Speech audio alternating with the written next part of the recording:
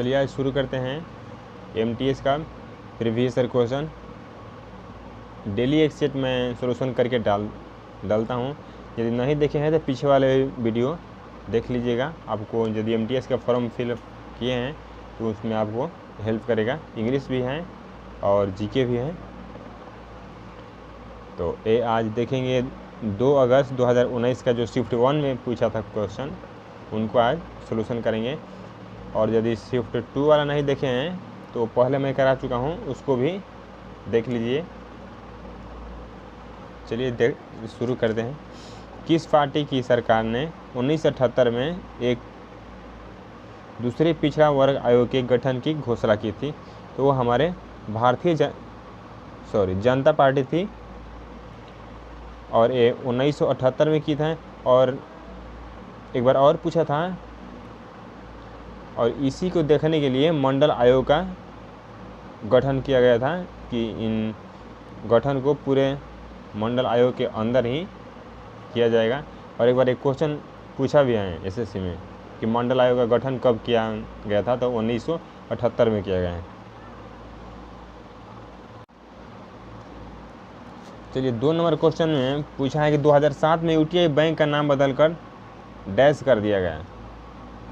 तो हमारे axis bank 2007 में ही नाम बदल करके एक्सिस बैंक रख दिया गया और 30 जुलाई 2007 को हुआ था। चलिए 3 नंबर क्वेश्चन देखते हैं।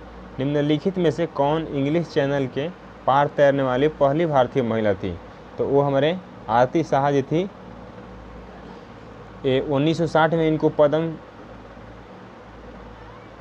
1960 में इन्हें पद्म श्री से भी सम्मानित किया गया था।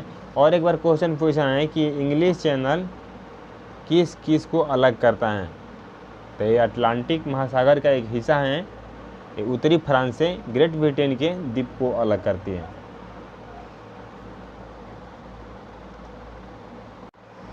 इसमें क्वेश्चन पूछ दिया है कि भारतीय मानक समय की गणना डैश के क्लॉक टावर से की जाती है। तो हमारे उत्तर प्रदेश के मिर्ज़ापुर से की जाती है। जो GMT यानी ग्रीनविच मीन टाइम से हमारे जो भारतीय मानक समय है वो 5.5 घंटे आगे हैं।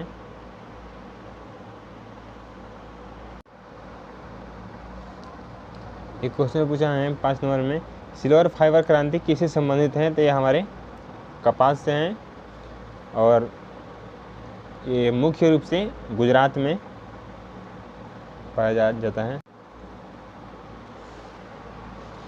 जो क्वेश्चन नंबर 6 में पूछा है कि भारतीय संविधान का कौन सा अनुच्छेद विभिन्न आधारों पर किसी भी भारतीय नागरिक के साथ भेदभाव से संबंधित है? तो ये हमारे अनुच्छेद 15 हैं और इसमें जाति, धर्म, लिंग, स्थान या किसी भी आधार पर आप उनको भेदभाव करने से रोकती है अनुच्छेद 15। यहाँ पर पूछा है कि बिग मिंग की लेखिका कौन है? तो ये हमारे मिशेल ओबामा जी हैं, जो USA के 44वें राष्ट्रपति बराक ओबामा की पत्नी हैं और एक वकील भी हैं और उनके साथ साथ एक लेखिका भी हैं।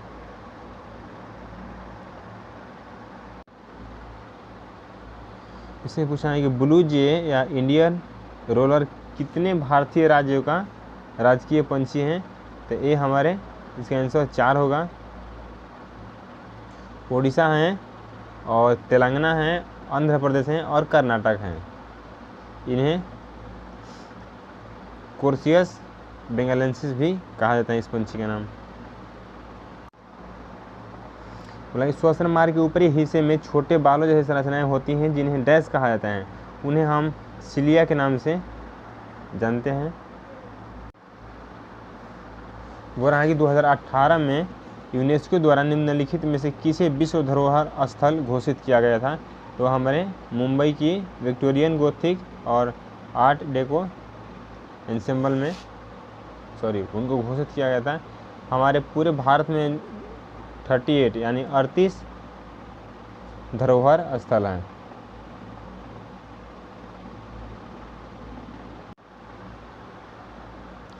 बोल रहा है कि निम्नलिखित में से कौन सी गैस कोयले की खदानों में विस्फोट के कारण करती हैं?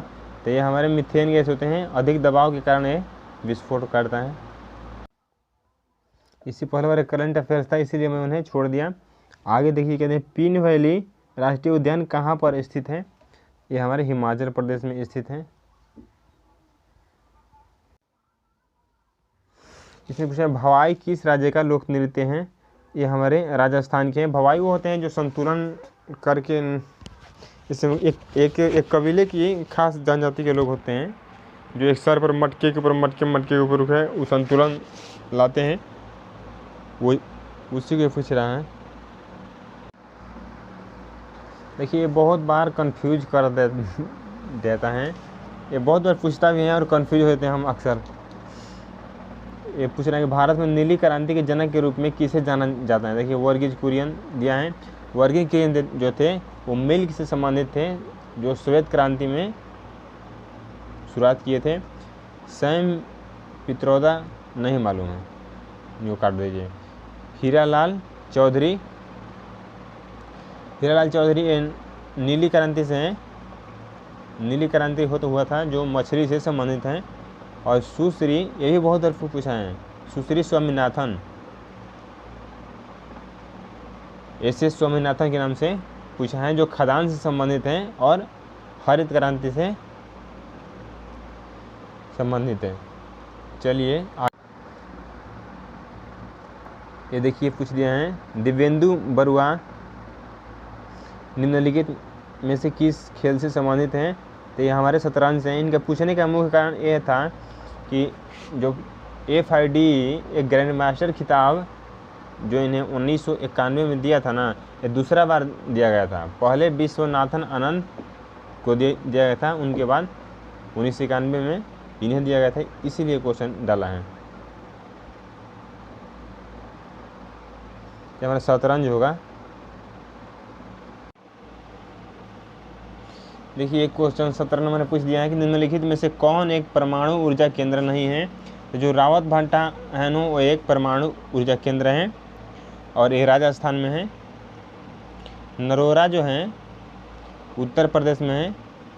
कल्पकम भी एक परमाणु ऊर्जा केंद्र है जो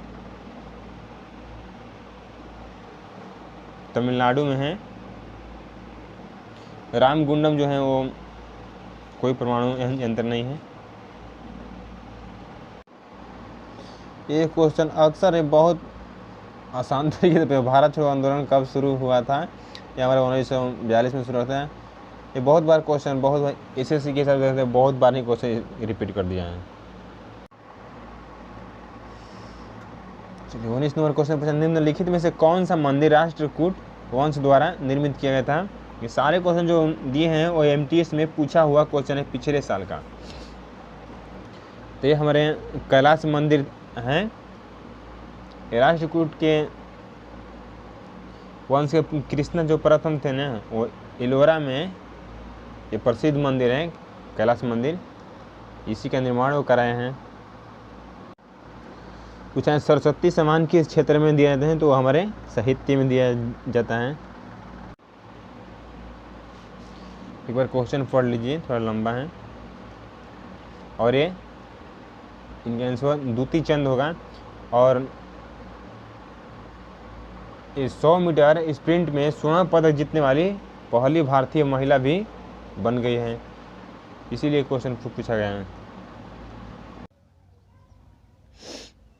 देखिए इन्हें पूछा है कि डैश प्राचीन पौधों का अध्ययन है, जैसे मॉस जो नम वातावरण में बढ़ता है। तो ये हमारे बायोलॉजी होगा। एंथोबॉटनी होता है एक खास प्रकार के, एक खास क्षेत्र के पौधों के लिए यूज किया जाता है, उनका अध्ययन किया जाता है, तो उसे कहेंगे। और पेलिनोलॉजी ये छोटे पौधे पराग बीजों को अध्ययन किया जाता है, यही इसमें जीवाश्म का भी अध्ययन आ जाता है। डेंड्रोलॉजी ये झाड़ियों का अध्ययन होता है। बोला है निम्नलिखित में से किस समिति ने मौलिक कर्तव्यों को शामिल करने की सिफारिश की थी? तो हमारे स्वर्ण सिंह समिति ने की थी। इन्हीं की सिफारिश पर 11 मौलिक कर्तव्य संविधान में जोड़े गए हैं। बोला कि अलीवर्दी खान के बाद बंगाल के नवाब कौन बना? तो हमारे सिराजू दौला बना। देखिए हमारे लास्ट क्वेश्चन यही 25 नंबर क्वेश्चन लास्ट है, यही क्वेश्चन पूछा था। और ये अलीवर्दी खान, सॉरी गलती, बोला निम्नलिखित में से किसे लोकप्रिय रूप से भारत के तोते के रूप में जाना जाता है? तो वो हमारे अमीर खुसरो जी को जाना जाता है। और एक बार ये भी पूछा है कि उनका असली नाम क्या है? तो अबुल हसन है। और एक बार और पूछा है कि वो किनके शिष्य थे? तो निजामुद्दीन औलिया के शिष्य थे। और उन्हें चलिए इतना ही काफ़ी है, इतना ही पूछा है।